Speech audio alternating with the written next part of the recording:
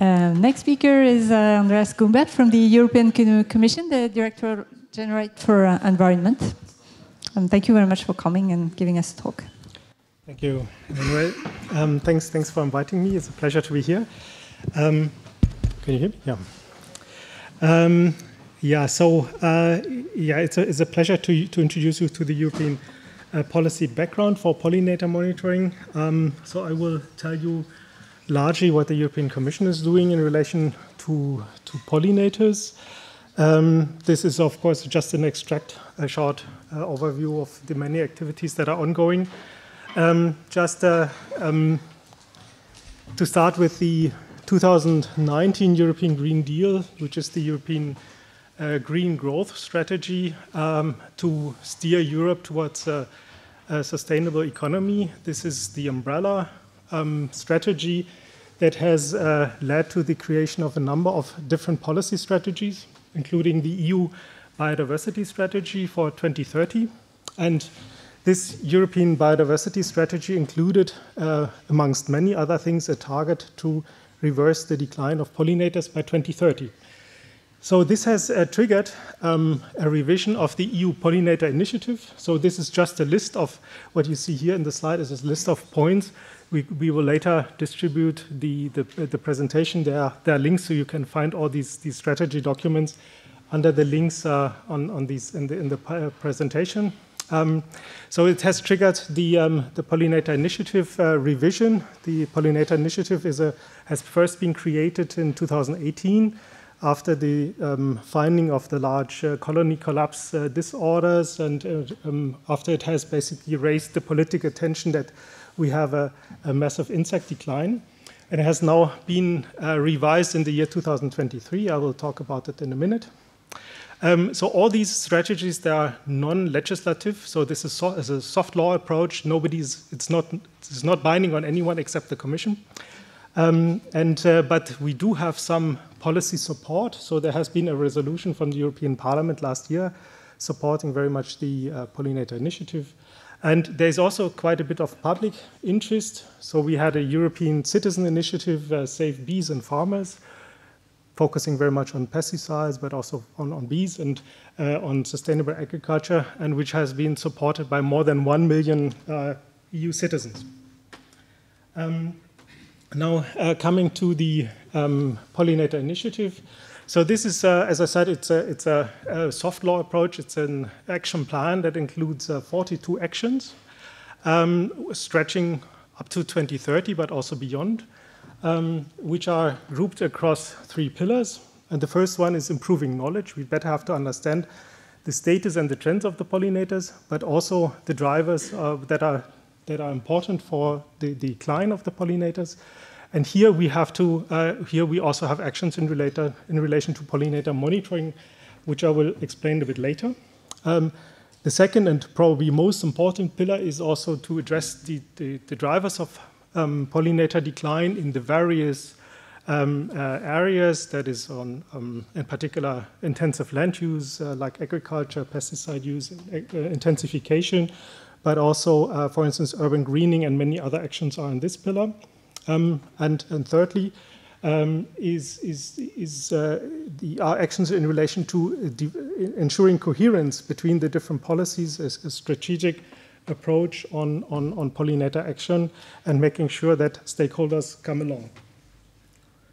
So you're invited to look at this initiative. So I will not explain it into detail because it's quite complex. Now on pollinator monitoring, so the Joint Research Center of the European Commission has published in 2021 a first blueprint for an EU-wide pollinator monitoring scheme.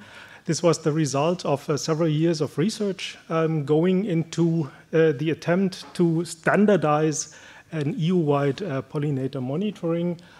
This has not yet existing, so this process is still, I would say, in the making. And in a few weeks, probably in early July, the Joint Research Center will publish a follow-up report of this technical report.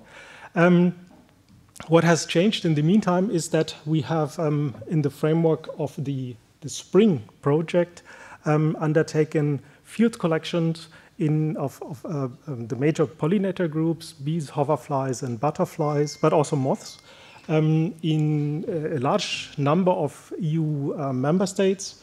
And that has generated real-world data that allow us to calibrate a model which will allow a power analysis to identify really what is the sampling intensity, what's the sampling frequency that is needed to establish scientifically sound and robust trends over time. Because ultimately what we want to do is to achieve a reverse in the decline of pollinators, and this has to be, of course, demonstrated in a scientifically sound manner. Just a few elements here. Pollinator monitoring can be done in many, many different ways. What is important here is that the current thinking is to have really go down to species level identification, which requires a certain level of knowledge, a certain level of expertise, taxonomic capacity, and it also emerges that the key measure to, or the key means of collecting the data will be transects, which are to be distributed in a statistically randomized manner.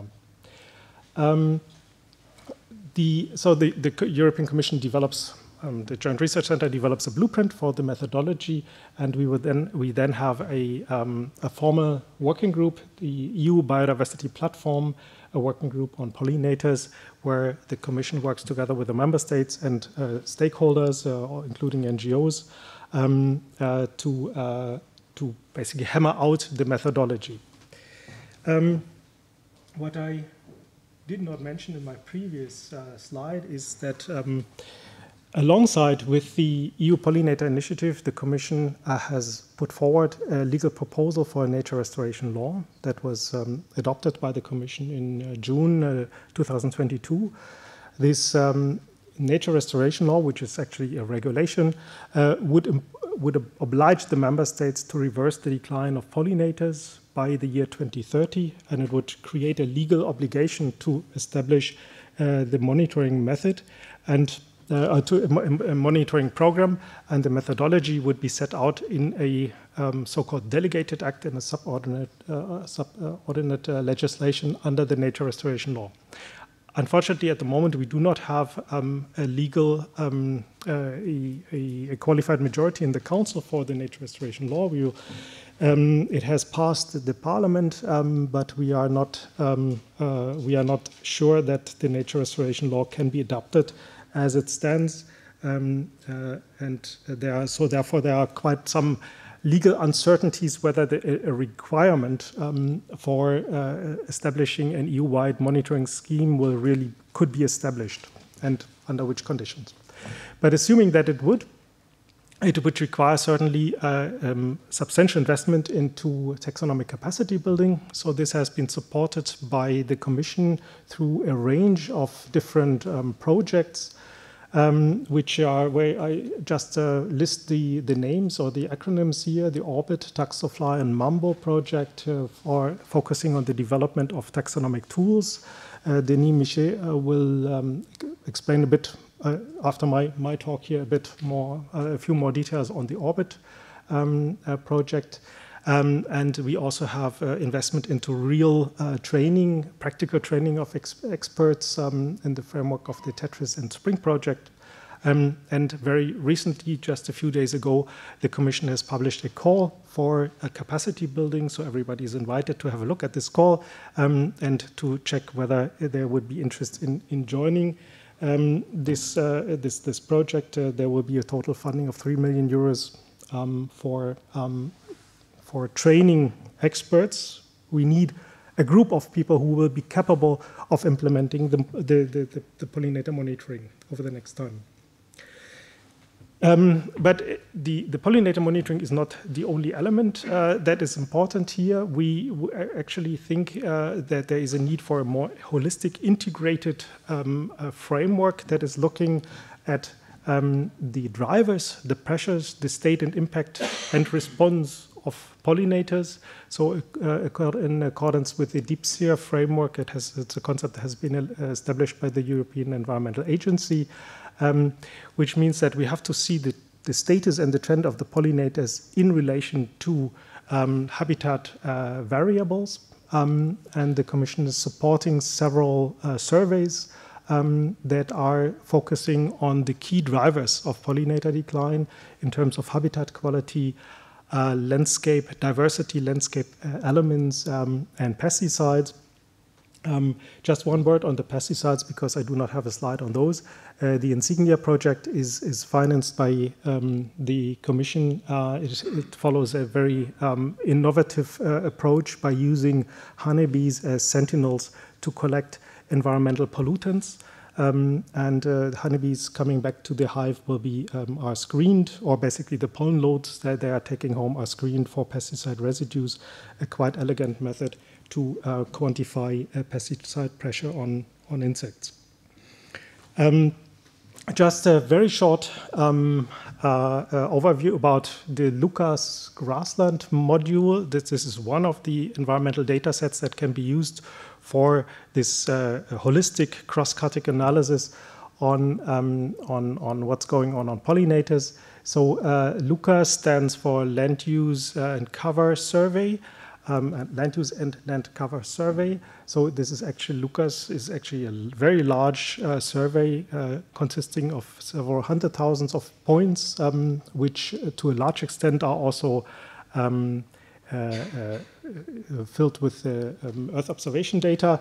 But the Lucas grassland module is a particular component where on initially 20,000 points surveys were conducted to identify the type and the intensity of the grassland use, the environmental and ecological quality of the grassland as really key determinants of habitat quality for the pollinators. At the end of the day, just about 12,000 points were found fulfilling the requirements to be included in the analysis.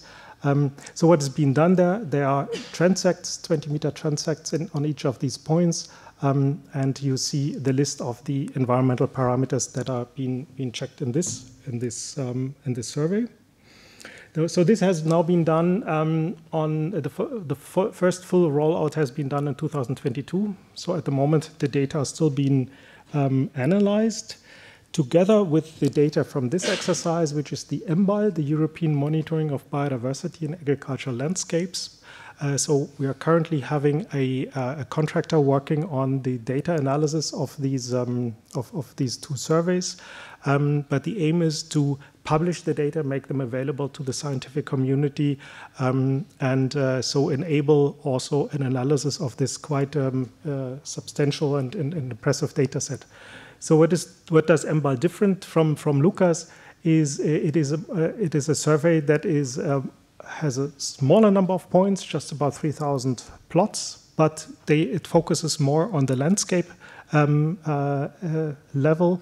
So the plots have 500 by 500 meter size and include landscape information.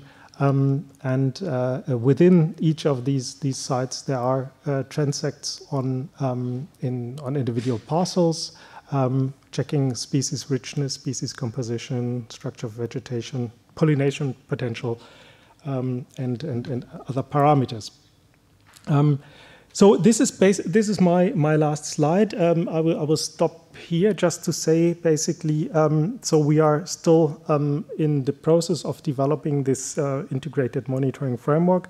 We are hoping that we will get a legal basis for ensuring a coordinated activity among the member states.